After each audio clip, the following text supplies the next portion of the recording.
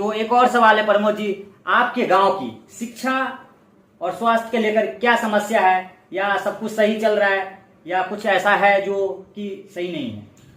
हमारे गांव की शिक्षा और स्वास्थ्य के बारे में जो आप जानना चाहते हैं, शिक्षा और स्वास्थ्य जो आप हमसे पूछे हैं, तो शिक्षा की व्यवस्था और स्वास्थ्य की व्यवस्था हमारे गांव की जो है, हमारी पंचायत की जो है, वो पूरे देश, पूरे भारत में सबसे लचर व्यवस्था अगर शिक्षा और स्वास्थ्य का कहीं है तो उसका आइकॉन गंगद्वार को ही माना जाएगा।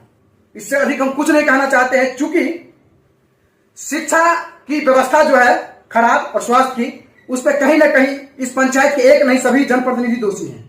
वो इसलिए दोषी हैं कि कोई भी नेता हो, चाहे विधायक हो या सांसद, उससे अगर आप सवाल कीजिएगा कि आप क्या करना चाहेंगे जीतने के बाद, या आप राजनीतिक में आए हैं तो आप क्या कहना चाहेंगे, तो हर एक नेताओं के मुंह से यही बात निकलेगा कि हम जीतते ही स्वास्थ्य और शिक्षा और सड़क पे ध्यान देंगे। लेकिन दुर्भाग्य की बात है कि हमारे पंचायत में शिक्षा की व्यवस्था और स्वास्थ्य की व्यवस्था लचर है।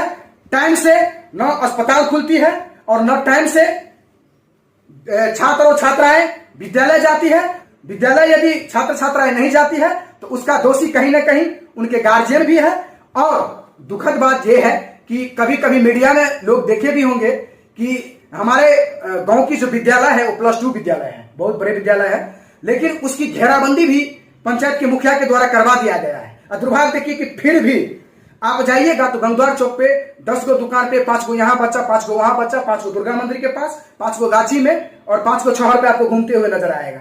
तो ये कहीं ना कहीं वहां विद्यालय की जो हेडमास्टर है उनकी ये नाकामी है, लापरवाही है, इसीलिए शिक्षा की व्यवस्था ये है। और बात रही अस्पताल की, तो अस्पताल में भी जो है सो बहुत कठिन समस्याएं होती है लोगों का। जिस प्रकार से सभी कुछ मुहैया होनी चाहिए उस प्रकार से नहीं होती है। और मैं अपने पंचायत के सभी जनप्रतिनिधि से यही आग्रह करूंगा कि आप लोग लगातार उसको साप्ताहिक निरीक्षण कीजिए और शिक्षा और स्वास्थ्य की जो लचर व्यवस्थाएं हैं उसको, जो रास्ते से भटक गई है, उसको रास्ते पे लाइए, ताकि आप लोग जाते जाते चर्चा में रहेंगे कि शिक्षा और स्वास्थ्य जो है किसके कार्यकाल में सुधार हुई थी।